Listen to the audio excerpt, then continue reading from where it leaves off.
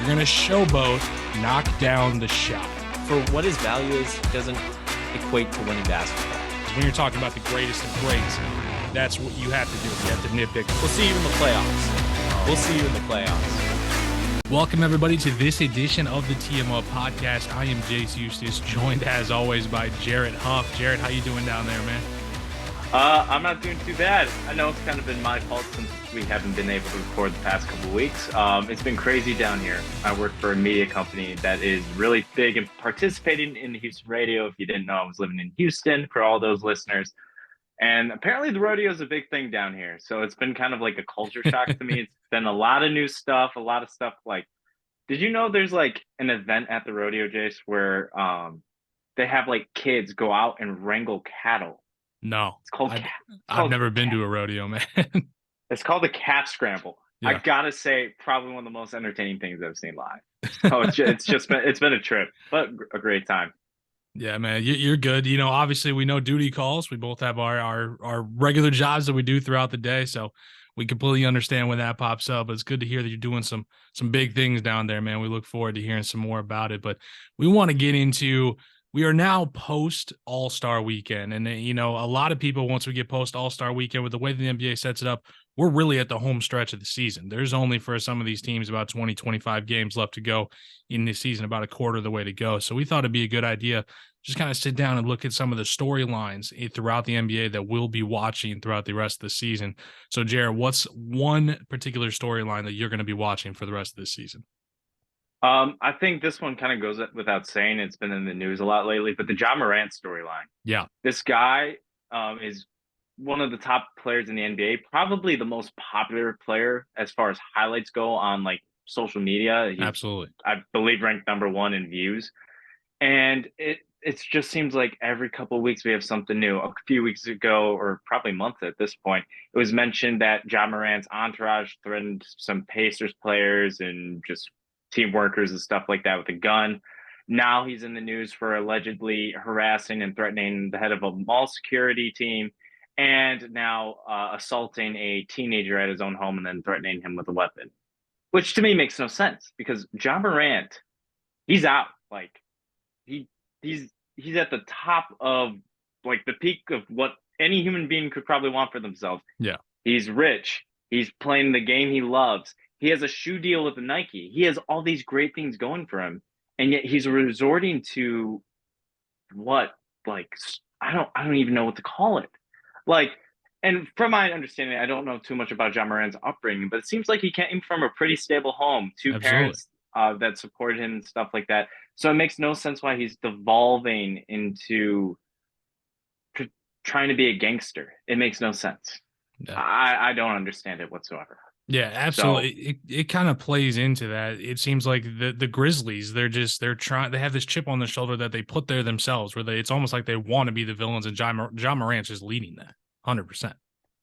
Yeah, but he's taking it a step too far. Like, if all this, like, and all this is alleged, like, we don't know the validity to these rumors and stuff like that, but it's trying to get to a point where so many of these stories are coming to light, and I'm wondering how serious is Ja Morant about being an NBA player, and I'm just worried he's going to jeopardize his career by doing something. I mean, we've seen it happen before. Does Jarvis Hayes and Gilbert Arenas bring anything to mind? No, absolutely. I think it's fair to question that, and obviously we don't know about the validity of some of these, but when there's smoke, there's fire, and when you start to hear a lot more of these things come out, just the likelihood of one of them or possibly more of them being true and being accurate just increases. So that's definitely something that we'll be watching. But the first storyline that I came up with is, to me, it's just how quickly the Suns and KD can get going. You know, KD is one of those few superstars we've seen in this league. They can pretty much plug in and play in pretty much any offense. He doesn't need the ball a lot. He's not ball centric. He can go out there and he can make any shot on the floor. That's just Kevin Durant. He's a fantastic offensive player. And I got to give him credit on the defensive end too. He's really improved. Before his injury this season, was really a pretty good defender in the NBA when he was out there. So with their roster, I think most people kind of look at the Suns becoming that instant Western Conference, favorite, if not title favorite in the NBA. I think on paper this is true, but we got to be honest about them. You know, their stars over the last few years, they've been incredibly injury prone. CP3 has been banged up in the end of most of these seasons. With his age, you never really know if he's going to be there when it comes to those grueling playoff series. We all know about KD's health, really that post Achilles injury, how much he's been off the floor in comparison to how much he's been on the floor. And even D Book, you know, over the last few years or so, he's been in and out of the lineup dealing with some injuries, missing a month here, missing a month there. So with only about 20 games to go to get it all together and stay healthy, this could easily be a team that flames out in round one, you know, especially if they're looking at a first round matchup with a healthy Dallas team or a healthy Golden State team. So for me, one of those things I'm going to be looking at is getting more minutes for KD, seeing how he plays with those guys. And then it's always just about health, but you kind of got to walk that line of obviously you want them to play together. You want them to gel on the floor. But you want everybody to stay healthy there for the Suns. So that's what I'll be looking at as far as my first storyline.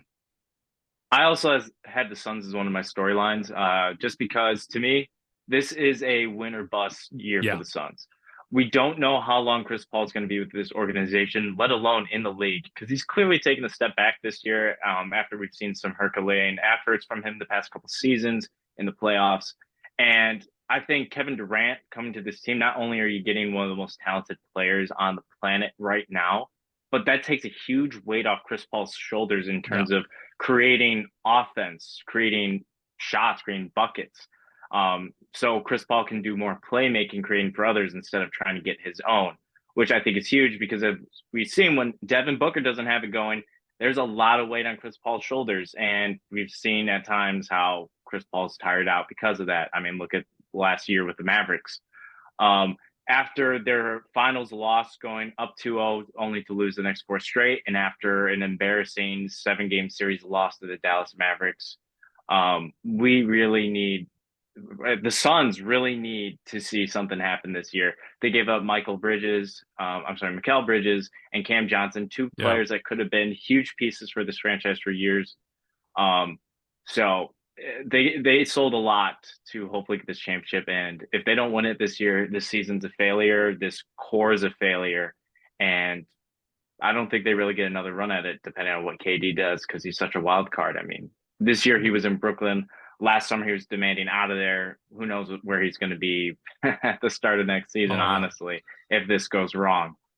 Yeah, no, absolutely. And when it comes, Kevin Durant's in that, you know, when we talk about the top tier of superstars, there's no wasted seasons. Like you have to take advantage of every one of those seasons you get of Kevin Durant, of a LeBron James, of a Steph Curry. You want to take advantage of those years when you have them. So with Kevin Durant, I know they've only got 20, 25 games to get it together. No one's looking at it like that. They're looking at you should be in the NBA finals. You should be one of the title favorites, and you should be able to get your way through that Western Conference with the guys you got in that roster. So I think there's a lot to be looking at for the Suns. I know a lot of people are going to be looking at it. He looked good in his first game. I think it was like 23 points or something like that. Something you expect from KD. He's going to come out. He's going to get his shots. His is just more about health. It's getting into the flow of the game, getting them on the court. I think that's what most people are looking at. But staying in the Western Conference, I want to look at my second storyline, and that's the never-ending battle in the Western Conference. I mean, this whole conference is incredibly tight. There's currently 10 teams all within just 6 wins of the 4 seed, including teams like the Trailblazers, Thunder, Timberwolves, Jazz, Pels, and even those Lakers who we talked about have had a terrible season so far. We're at a point where on any given night, we could see massive shakeup in the Western Conference standings. And for one, I absolutely love to see it. It makes it must-watch television for me on any given night. It makes these last 20 or so games of the regular season widely entertaining. So many spots are up for grabs, and some of those guys aren't even in the play-in right now that could find their way into the 6th seed. Like, a couple good weeks of basketball for any of those 10 teams, and all of a sudden we're talking about someone going from the 12th seed to the 6th seed in 2 weeks. Like it could happen, and we're starting to see just a couple of wins here for the Lakers. They were in the 13th seed. Now they're in the 10th seed, or they're in the 11th seed or something like that. They're only one game away from being back in the play-in. And we talked about this whole season. Can they climb into the play-in? They're 2 days away from doing that. And that's just how close everything is in the Western Conference. So every night I'm going to be looking at all those Western Conference games, seeing how things fall, because there's going to be massive shakeups night in and night out. Yeah, I definitely agree with you there. The West is definitely exciting. Towards midway through the bottom of that conference, it is so close. Oh yeah. You just know some talented teams and talented players are going to get left out, and I think that's going to be kind of the fun of the last few weeks of the season as we get into it. A lot of storylines to follow for several teams right there, and it just makes me us. It just reminds us how lucky we are as fans to have such a talented league with so many Absolutely. talented players that make so many teams interesting and worth watching on a nightly basis. Oh, absolutely. Absolutely. Do you have another storyline you got down, or I got one more I can run through as well? Yeah, let's go for it. All right. The last one that I wrote down too is I am watching closely that race for the Eastern Conference first seed. And I know in many years, there's not been a big difference between the 1 or the 2 seed in most conferences by kind of what it means. But this year, I think it really means something. And I think that's because most people look at the Eastern Conference as a 3-team race. It is the Bucks, it is the Celtics, and it is the 76ers right now. Some people are going to throw in the Cavs as well. I still think they're a piece away. Maybe next year get a little bit more, get that playoff experience this year, maybe win a first round matchup and then see where you go from there. But this means to me that grabbing that 1 seed would mean a lot more because if seeding holds, the 1 would only have to beat one of the other 2 big dogs rather than having to run through both of them. So right now, the Bucks have that half game lead over the Celtics, meaning in the second round, the Celtics will be going up against the 76ers, while the Bucks would likely have the Cavs or even the New York Knicks as things sit right now in that 4-5 matchup.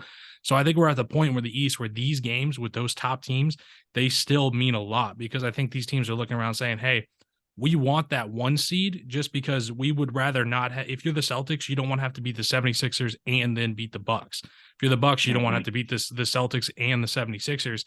I think you're looking if you can position yourself in that 1 seed where you're saying, hey, those other 2 teams, they're going to beat themselves up and we're going to get the winner. And I think that's what you really want if you're trying to get out of that Eastern Conference this year. So that 1 seed means a lot the way that I look at it. Yeah, I would agree with that.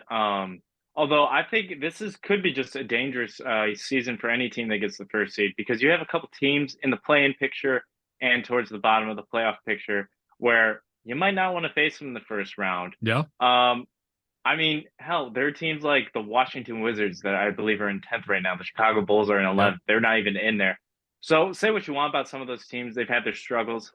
Just like in the Western Conference, there's still a lot of talented players that can give you problems on those teams where maybe they could steal a game or two and kind of put some teams in positions where maybe they didn't think they'd be playing in the first round as long as they had when preparing for the next round. They might be a little more tired. So it's going to be interesting to see how this plays out. If I had to guess a team that's going to finish in the first seed, I think it's going to be the Milwaukee Bucks just because they're on such a hot streak right now. And they seem, from what I hear, they're going to be adding some veteran talent like Goran Dragic. We should still be on the Chicago Bulls, but that's a talk for another night. I love it, man. But yeah, speaking of some of the new additions or some of the old additions, I should say, for the Chicago Bulls, let's move on to our second segment. And that's going through some of these buyout signings. And I was kind of looking around at some of them. And I just wanted to call this segment, the good, the bad, and the weird, where some of these, they were really good signings for some of these teams made a lot of sense.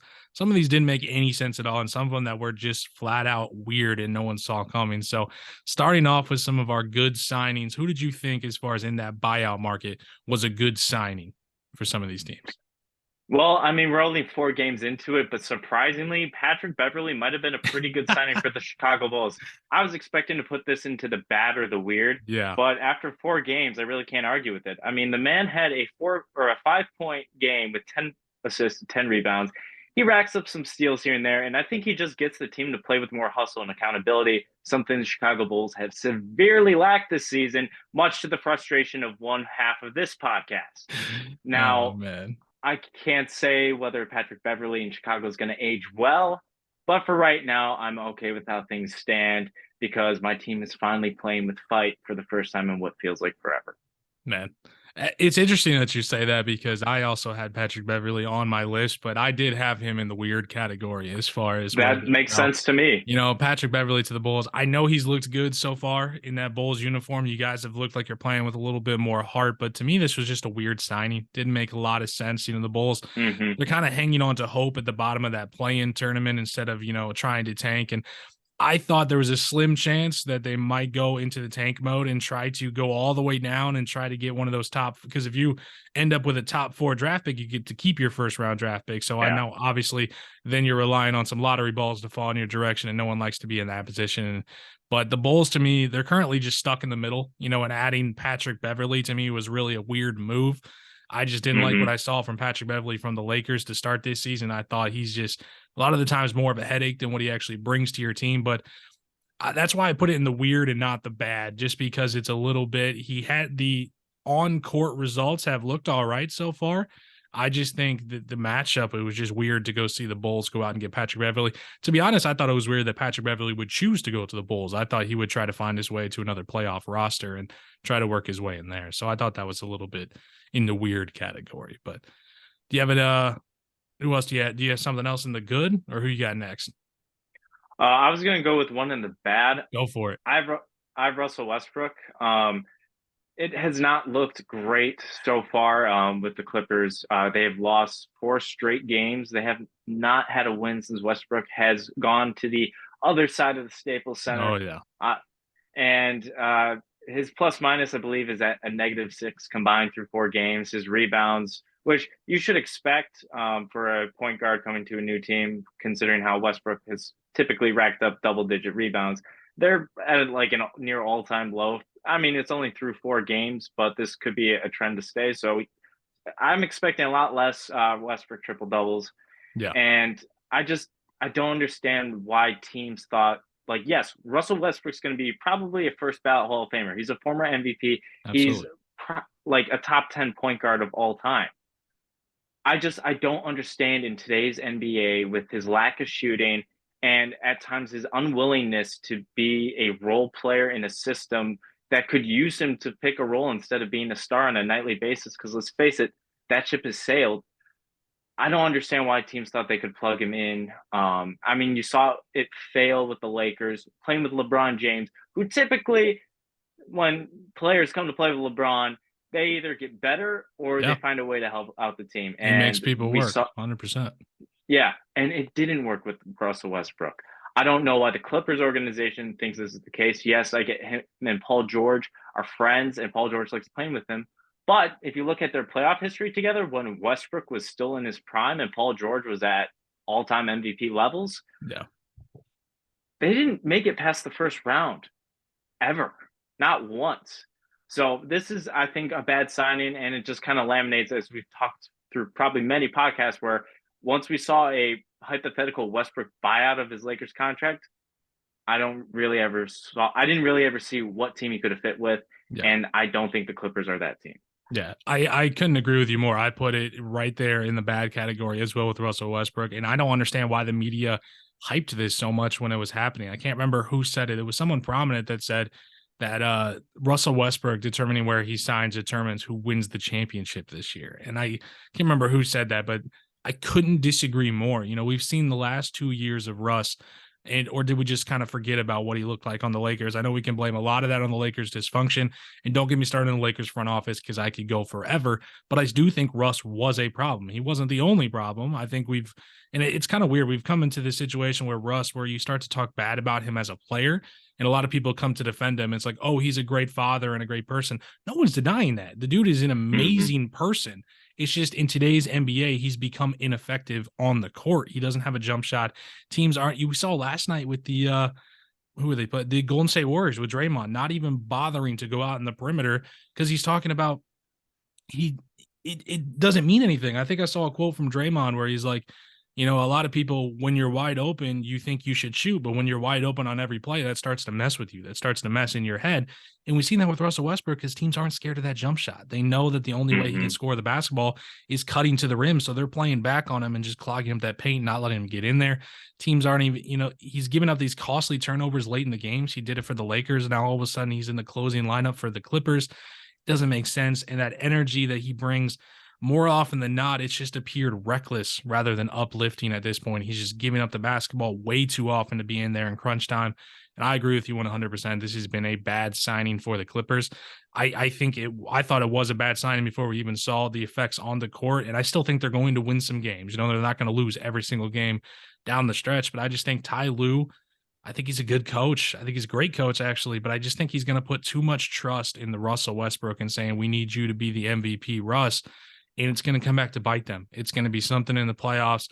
He's going to give up those costly turnovers. He's going to take jump shots. He's going to try to go hero rust that he should not be doing. And it's going to cost them games down the stretch. And I just think it's just a matter of when that happens, not if that happens for the Clippers and Russell Westbrook. But man, that was interesting. Who you got next? All right, this one I have for my weird, and it's a little controversial in terms of the format we're going with, but it kind of directly relates to Russell Westbrook and Patrick Mm-hmm. Beverly. John Wall not being on an NBA roster. Okay. So that's weird to me because yeah, Wall was bought out by the Clippers. He's definitely not what he once was, but even though I guess Clippers wouldn't re-sign Wall after buying him out because that wouldn't make sense. It just it's weird to me that Westbrook and Beverly both found homes with franchises Yeah. before John Wall did. Whereas I much rather would have had John Wall on the Chicago Bulls, and I think there's several teams that could benefit from the veteran guard, who can be a pretty good playmaker. I mean, back in his Miami. prime, he was among the top. Exactly, Miami is the spot I was thinking. Like first and foremost would be the best spot for him. We've seen John Wall be among the assist leaders constantly in his prime. If a team needs playmaking, which there is not a lot of great playmakers out there in terms of the point guard role where they're looking to pass first and stuff like that, where I think John Wall at this point in his career would buy into a pass first playmaking point guard role, whether coming off the bench or playing in the starting lineup. And hell, even coming off the bench and being an injection of scoring, I could see for a team. John Wall should be on an NBA roster, and I think he will be before the season ends. But it's just weird to me that Russell Westbrook and Pat Beverly found homes before him. Yeah, I think that just goes to the stock of John Wall is so low at this point. Instead of looking at what he actually can do on the court, we're just looking at what he used to be and what he can no longer do. And I agree with you. John Wall should be on a roster. I think Miami should be over there taking a look, giving him a workout 100%. I think they need more guard play. And I think in that backup point guard role, or maybe even, just in that backup guard role, he can come in and he can give you that boost off the bench a little bit. And I'd like to see it. And one of my good signings I had was with those Miami Heat, and I bunched two of them together. I said Kevin Love and Cody Zeller going to the Miami Heat was a good signing for these two because they've received nice playing time so far. And coming in with Kevin Love, I know a lot of people are going to look at the box score and they're going to say, the box score doesn't look good. But with Miami and with him, is I think there's more to it that it's not going to show up on a box score. He's not going to be out there scoring 10, 15 points a night. It's going to be what he's doing, solidifying that kind of power forward role, playing alongside Bam. We saw him in the first game. So he was in that starting lineup. I think he scored 0 points in that game, but he was moving the basketball around. He was getting timely rebounds. And I think with Kevin Love he's a better playmaker. I think a lot of people give him credit for. He keeps the ball moving around the floor. I think Miami, when they've bought into this kind of veteran style of play, obviously Coach Spo, one of the best coaches in the league by far, he's going to get guys worked in. And he's one of those people that they're not going to be looking at that box score, seeing if he had a good game or he had a bad game. I think Kevin Love is just going to fit seamlessly into this Miami Heat team. I don't know if it necessarily raises the floor. I think it makes them more of an overall rounded team than they were before. And I think when it's Spo, he likes to coach his guys kind of on that upward trajectory. I know they're going through a rough patch right now. Don't get me started on that, losing some games that they definitely should be winning. But I think him and then also what's that like? Yeah, I know 100%. But Kevin Love and Cody Zeller. Cody Zeller's coming off that bench position. He's shown a lot of just really defensive prowess. It's just his timing on defense has been great.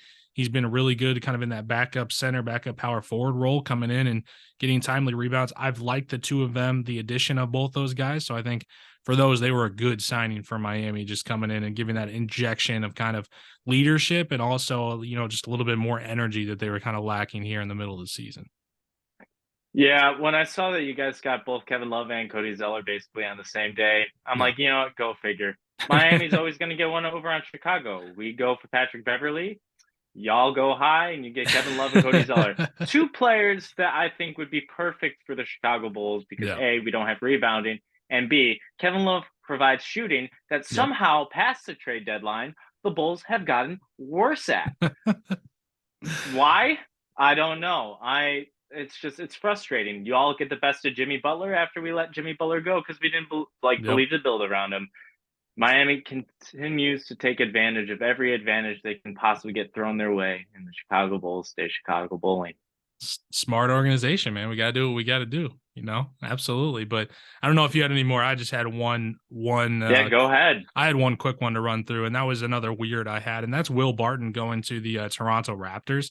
That confused me. They looking at that team, Yeah. I thought they were destined to sell everything, go right into tank mode at the deadline. They stood pat. Now they add Barton, who's a quality wing that I think could bring a lot to a high quality playoff team.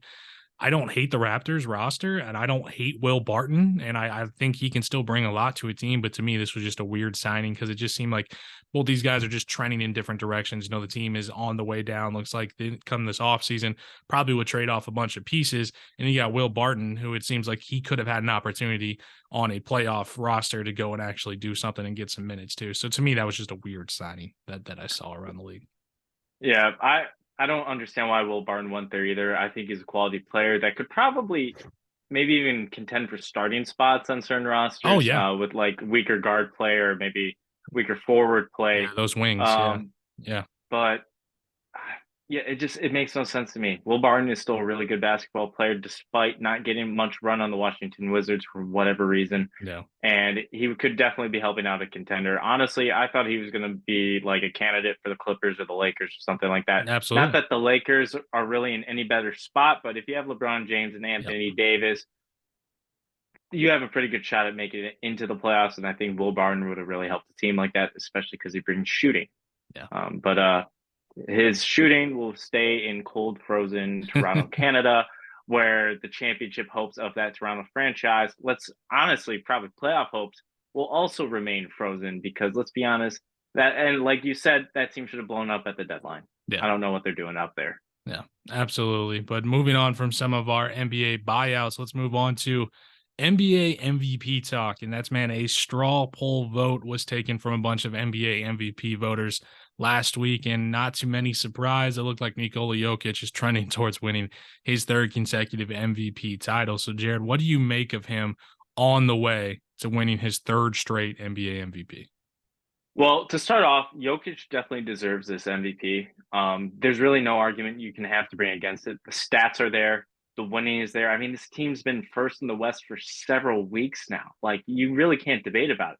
This team is playing well. He's playing the best we've ever seen him play. And it'd be a real travesty and a clear sign of like egregious voter fatigue if for whatever reason he wasn't awarded this award. In the past 2 years when he has won, I feel like there's healthy debate where Giannis or Joel Embiid could have had either one of those MVPs. But this year to me it's clear cut as it Chris possibly Paul. can be. This yeah, or yeah, Chris Paul Chris too. Paul 2 years ago. This Yeah. yeah, this is Nikola Jokic's award to lose. I mean, I can't understand why he wouldn't win. It's gonna go down as one of those weird things where you look back in 10 years and be like, how is Jokic a three-time MVP? Because yeah, as great of a player as he is, as talented as he is, I personally just the way his career is and just how I think if he stays in Denver, because historically Denver, not a great franchise when it comes to going deep into the playoffs. I don't think he's going to match up quite to other centers from past NBA eras in terms of greatness and achievement. So it's going to be kind of weird to see there's a three-time MVP in Nikola Jokic when you look at other players in his era, like Giannis Antetokounmpo and Kevin Durant, who have only, as so far, one MVP. Kind of Yeah. like the same situation with Kobe, Shaq, and Steve Nash, where Steve Nash had two MVPs and Shaq and Kobe had one apiece. Yeah. Yeah, I this is weird for me because I agree with you that he deserves it this year, but my beef is that he didn't deserve it the last 2 years, and that has kind of brought this attention onto him now being the three-time MVP. Because I think if we give those last two MVPs to the people that they rightfully belong to, I believe Chris Paul and then Giannis is the way that I would look at it personally, but I don't have a vote. And then Jokic would win it this year just because of how efficient he's been. But to me, it's going to be embarrassing when we look back at it because the the NBA MVP trophy used to really mean something. It was one of those awards that when you kind of look at those all-time rankings was really helping in those conversations. Now it's just becoming who's the most statistically efficient trophy. And if that's the case, Nikola Jokic, he's not going to be done. He's going to win 4 straight. He's going to win 5 straight. He might win 6 straight. Because if that's the kind of precedent that these voters want to set, that's what we're going to be doing. And we used to ask these superstars to give us something in the postseason. It used to be You know, you win that first MVP. Okay, that's great. You're the best player in the league. Go show me something in the postseason. Oh, you know, maybe you get to the second round, you get to a conference finals. You could win a second MVP in a row, but you got to show me something in the postseason. You got to be getting close. You got to be in the finals. You got to win a finals. You got to do something like that. Especially now to get a third trophy, you have got to show me something. Bill Russell, Will Chamberlain, Kareem Abdul-Jabbar, Karl Malone, Larry Bird, Magic Johnson, Michael Jordan, and LeBron James. That's the list of NBA players that have won 3 or more MVPs, let alone 3 in a row. So when you talk about those guys, we're talking about the greatest of greats in the history of basketball. LeBron, Michael, Kareem, Larry Bird, Magic, Russell, Chamberlain. These are the cream of the crop of NBA players. And if Nikola Jokic's name gets added to that, it's just going to be which one doesn't belong. And it's going to be Nikola Jokic. And I don't care. You know, he's got all these defenders online, and I get it. There's a bunch of Jokic fans. But at the end of the day, we're going to be looking back and then we're like, why did we give him 3 consecutive MVP awards? Like what did he show us? And, you know, at the end of his career, he could be a 0-time NBA champion. He hasn't even played in NBA finals yet. He hasn't even gotten to that last step. So, you know, I know that points aren't the end all be all the MVP award, but right now Jokic is 19th in the league. He's behind Anthony Edwards, Lauri Markkanen, DeMar DeRozan. He's 3rd in rebounds, which is great, behind Sabonis and Giannis. He's 4th in assists behind Harden, Halliburton, and Trey. So he's spreading the ball around. He's doing what he's doing as far as his efficiency. He's a great player. Offensively, he gives you a lot from that center position. He is a better ball handler than people give him credit for. But defensively, he's a liability. He can easily be exploited in that pick and roll. And in the playoffs, he can be singled out, and he has been singled out and picked on until his effectiveness level continues to go down. So, you know, I'm never going to have an MVP vote, but I'm just begging you guys out there. Let's be honest. You know, does anybody honestly think that he's the best player in the league right now? And if so, why aren't the Nuggets just overwhelming title favorites? Like, why, if we really think he should be the back-to-back-to-back MVP, they have a roster that is currently the number 1 seed. They have a soon-to-be 3-time back-to-back MVP award winner in his prime. Why can't it be title or bust for Denver? But I haven't heard any of those talks. Call me a hater if you want, but I just don't think he should be a 3-time MVP award winner. No, and I don't think that's crazy because I look at Denver. Yeah, they're having a spectacular season, but I don't see him as a legitimate title favorite either. Most people will say that. Yeah. Yeah, there's like you can look out east. You can look at the top teams in the East. I can realistically see Philly, who has Joel Embiid and James Harden, which laugh all you want about James Harden's playoff success. The man has been very close to some finals as the leader of his team. I mean, if Chris Paul didn't get hurt, that Rockets team makes the NBA finals and beats that Golden State Warrior team. I wholeheartedly believe that. No. Same thing with the Bucks. The Bucks have been there before. Giannis is, in my opinion, the best basketball player in the NBA today. I agree. I can realistically see them making it in, and they've been doing pretty well without Chris Middleton, considering. And then, of course, the Celtics, who were there last year, have been anything if not better at times than they were last season. The Nuggets, I don't get the same thing. I would put the Suns. I'd even put the Clippers that are struggling recently as more likely title favorites than the Denver Nuggets. And it's mostly because that team they really haven't shown us much other than a conference finals appearance a few seasons ago.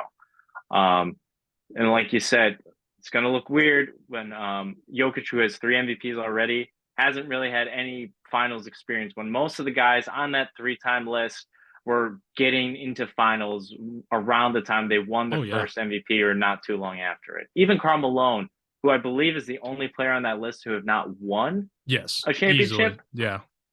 He played in 3 finals and had to go toe-to-toe in 2 of them against the greatest player of all time. Yeah.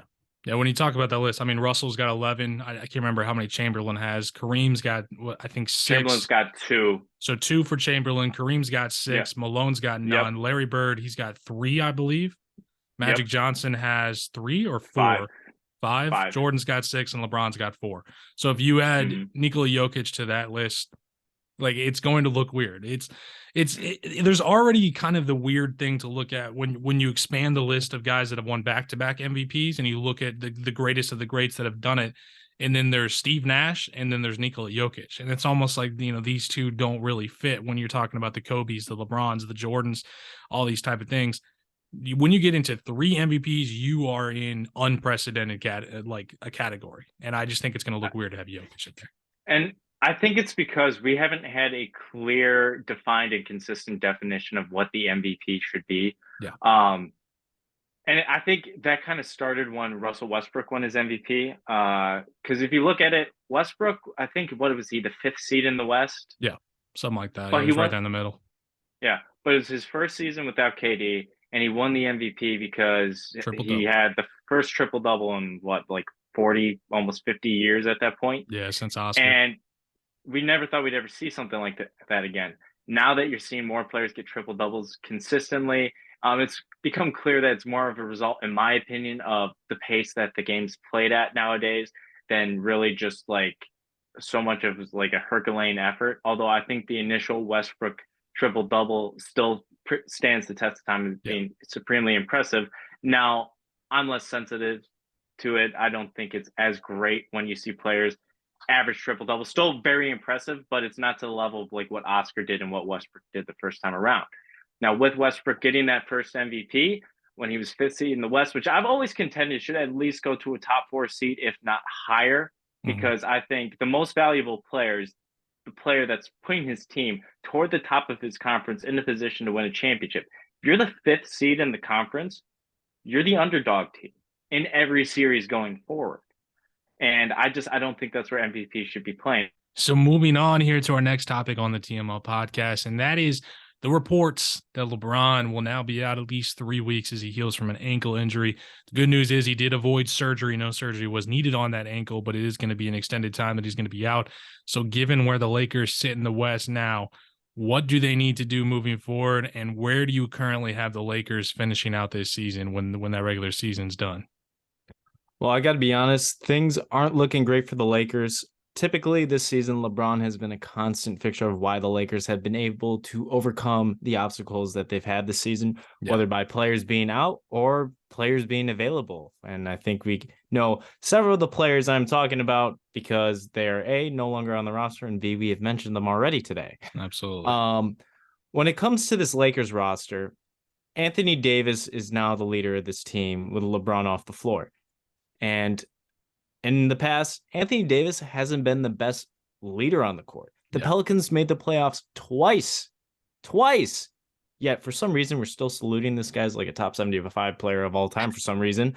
But he made the playoffs twice. Yeah.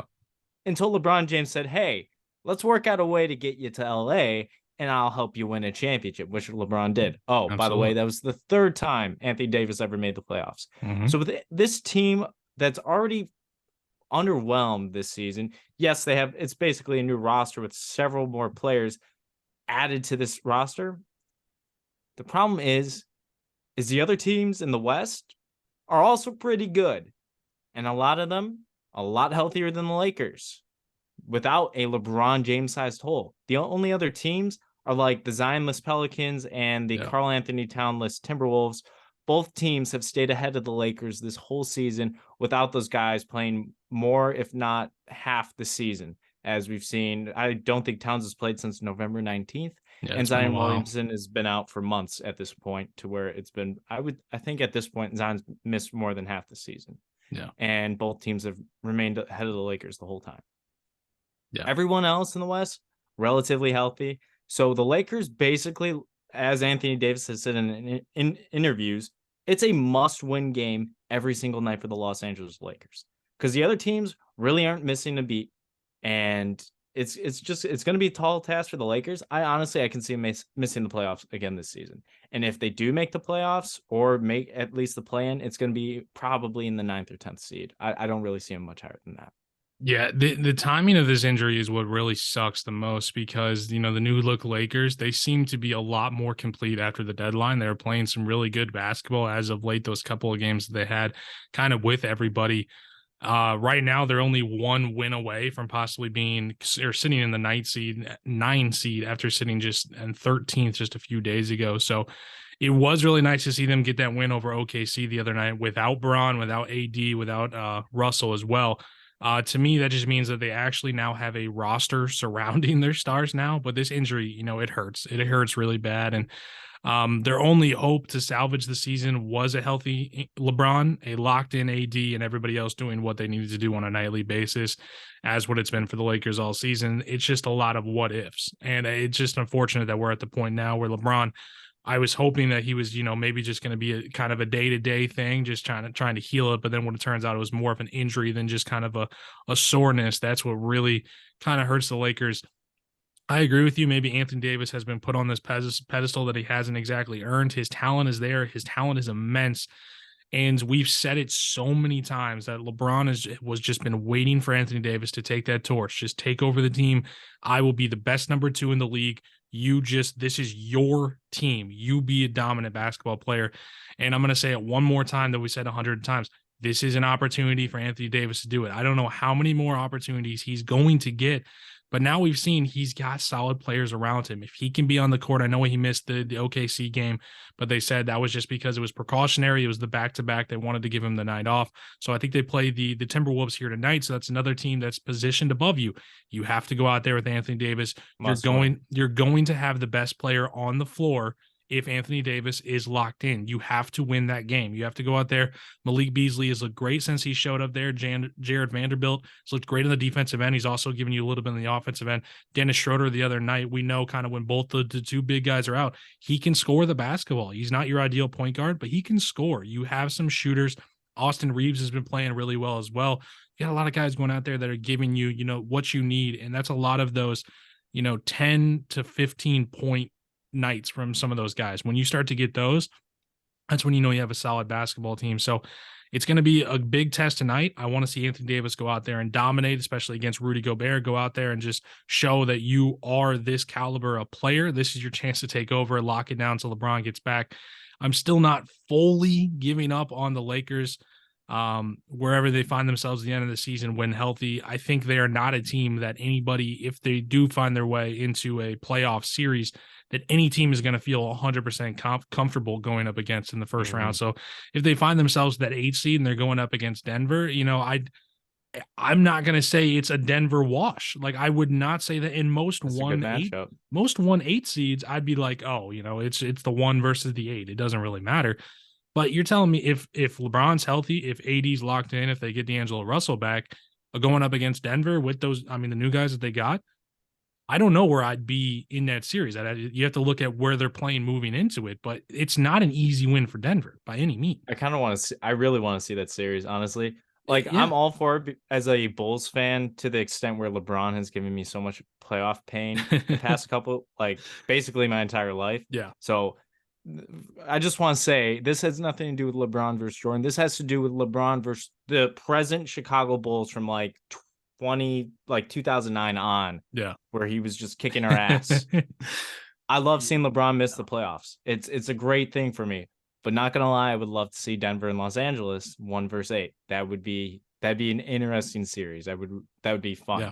That'd be great because a locked-in Anthony Davis playing defense against Nikola Jokic, and then LeBron doing what he's doing, where he can kick the ball out to a D'Angelo Russell, a Dennis Schroeder, and a Malik Beasley. Like all of a sudden, you got a bunch of playmakers around LeBron. Or just if LeBron's like, you know what, I'm gonna throw it back and just take over this game. Which, barring health, we've seen he can do that. He can. He's no longer at the point where he's going to do that every single night and will you to victory. But if you're saying, hey, we need, we're in game 3 and the series is tied 1-1, Bron, we need you. I still feel like he can do that. I feel like I'm not going to bet against him. Exactly. I would not bet against him in that scenario. If it's a game 7, not betting against LeBron James. I don't blame you. Nope. Especially if he's got a chance to get to round 2, upset the 1 seed with a season from hell that they've had this entire year. Like, I'm just saying, until the Lakers are done, I'm just not going to fully say I'm done with the Lakers. Like, I'm not going to do it quite yet. And to me, it all makes the beginning of the season and that original Pelinka roster so frustrating, because if you take out that first 15 game stretch, they've played not really well, but they've played as good of basketball as the Dallas Mavericks and these other teams that we look at. Oh, they're locked into the playoffs. but they put themselves so far behind that 8 ball at the start of the season. That original roster was terrible, and it sucks because Plinka looked at that and he's like, "Yep, I did a good job as a GM. Go win me a championship, fellas." Like, it makes no sense. It's what makes it so frustrating is if you take out those first 10, 15 games, they'd be, in the freaking 5 seed right now. It's crazy just to look at how things have played out for the Lakers, man. But moving on to our last segment here on the TMO podcast, and that is, of course, our favorite segment. That is TM Up. So, Jared, it's been a couple of weeks.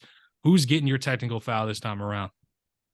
The Chicago Bulls are getting my technical foul. Okay. Team them up. Tough love. I love it. AK, you seemed like the savior when you came to Chicago a couple seasons ago and completely revamped this Bulls roster, leaving only Kobe White and Zach LaVine remaining from one of the darkest eras in Chicago Bulls history that saw guys like Denzel Valentine pulling up from half court on a regular basis. Yes, that happened against the Miami Heat for the game. Is he even in the league anymore? Thank God not. I think he's in the G League or something, but he doesn't, that man. Anyway, getting back on track, AK, we thought you were the savior. And then you did nothing in free agency beyond sign Goran Dragic and Andre Drummond, who I have liked. I've liked both of them. They've both been good additions because previous to our backup center being Tony Bradley, we didn't really have any other options because Bradley was awful.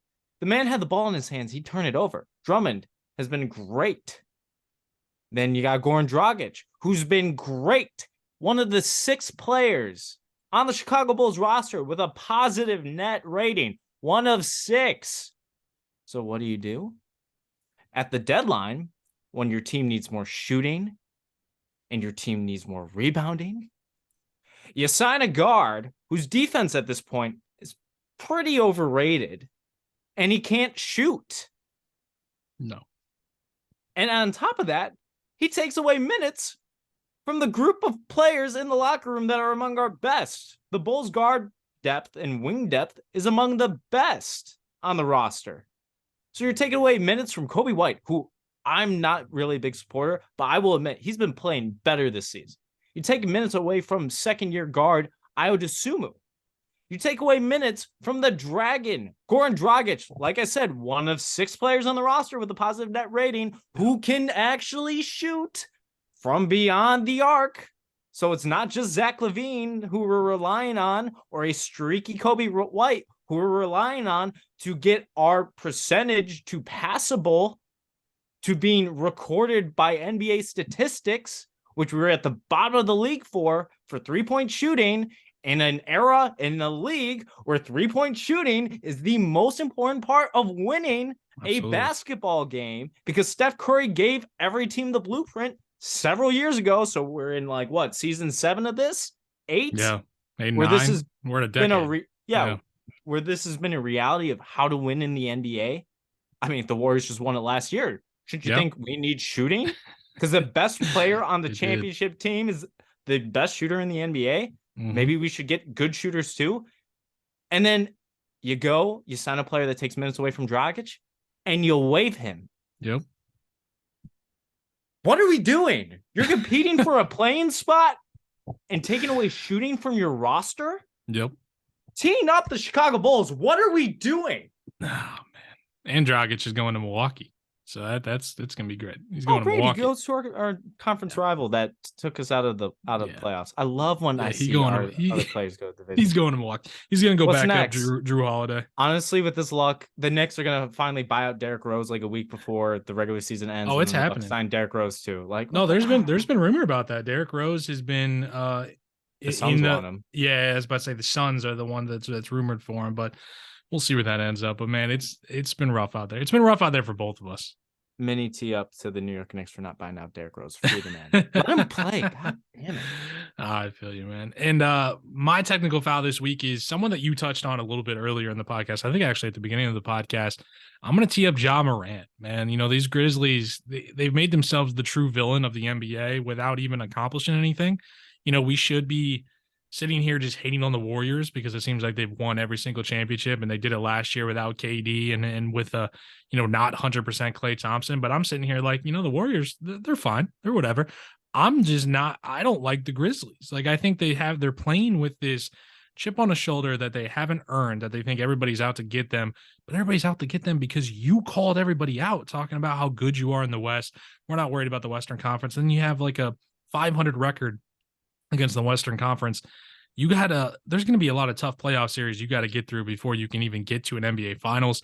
We know you had a little bit of success last year in the playoffs, but there's a long way to go. And when it comes to being Morant, obviously that's their leader. I don't know how true any of these things are that we're hearing, these reports and rumors, but if even 20% of them are true, it's concerning.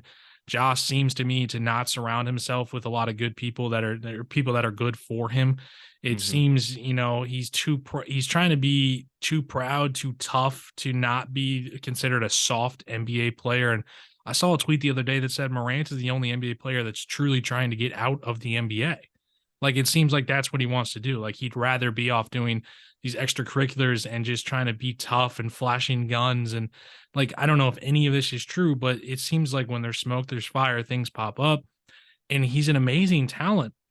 I just think he needs a wake-up call in this league that's like, man, you can be a basketball player and not have to be this, I came from the streets and I'm just so tough and you better not mess with me. Like, it's like the NBA has evolved, man. Like, we are way past that where you have to be that type of player. Like, you can go out there and play basketball to the best of your ability and just have a little bit of humble in you. Like, I think he needs that wake-up call. And hopefully he has the people around him that can straighten him out. I'm just not exactly sure if he does or if he's just surrounded by a lot of yes men.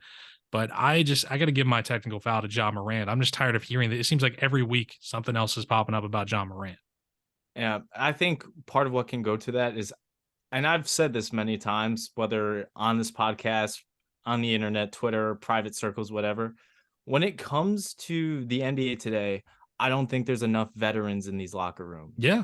The Grizzlies it's been clear that they're one of the youngest teams in the NBA, and they were one of the youngest teams to quickly rise to the top like they have, to where a couple seasons we didn't see this coming from the squad. But at the end of the day, really, their only veteran is like Steven Adams, and everyone else probably hasn't played more than Steven 5 Adams seasons. is surprisingly young. He's like 28, 29 years old. That's why I realize. That's why the locker room needs more OG. This is why guys like Udonis Haslem stick around in the NBA for you said that you said that a couple podcasts ago, where you said every team needs a Udonis Haslem. And I agree 100% with you on that. 100%. Yeah. And there are guys out there like that. They're just, teams aren't picking them up. And I still think some veterans to that level can play in the NBA. Maybe not at the age that Udonis Haslem's at. Yeah. But there's some 35, 36, 37-year-olds out there that can definitely get some run on the court that just aren't on teams. I don't really like the youth movement in the NBA, and this could be a product of it. I don't know for sure. I don't know. And all of this, like you said, is alleged. Like, we don't know the validity of all these rumors and reports, but I think it's fair you could draw that comparison to the lack of veterans in the NBA. Yeah. No, it seems like the players, or I should say the teams in the league, they're a lot quicker to give up on give up on these older players and give a roster spot to anybody that could possibly have any sort of talent that's, 22, 23, 24 years old. And we're just forcing these veterans out of the league faster than we otherwise would have in previous generations. We're like, I mean, Carmelo last season averaged like 15 points a game and shot 38, 39% from three. He hasn't had a team all season. I know a team he'd be perfect on. Let me guess, Chicago? A little bit of shooting, a little bit of corner shooting. I thought I would make it a little more difficult to figure it out, but wow, that must have been a great guess. How you got that? Yeah, I know. Yeah, a little bit of shooting. It's gonna be weird if come playoff time Melo's not on. an NBA, because I imagine he's staying ready. He hasn't announced his retirement. Exactly, he doesn't want to retire. Yeah. Last season he averaged, I think it was 13 points a game and shot nearly 40% from three. Like that. That's. He was one of the few bright spots on that Lakers roster. 100%. 100. You could make arguments. Honestly, he was their third best player. Actually, I think I saw something a while ago. wasn't like 60 to 75% of that roster isn't in the NBA right now. Yes. Yeah. Like even Dwight Howard could Yep. be playing in the NBA right now. Dwight He's Howard over in Taiwan doing a 3-point contest and jacking up bricks, man. God, I hate so many directions the NBA is trending. And veterans not playing the league is one of them. Maybe it's because these are just a lot of players I've grown up with. I came into the league and either they were young or they were just already at the height of their fame, and like those were like the mainstays of the NBA. But I'm just feeling more and more like disconnected from the league as time goes on, and players not being there that should be there are part of it. I feel you. That's all we have this week on the TML podcast. I want to thank you guys all for joining and for listening along, following along on all of our social media platforms for fun NBA content throughout the week. It's been a lot of fun. We're having a lot of fun doing it. We'll be sure to catch you guys next time as well. And remember, shooting wins championships.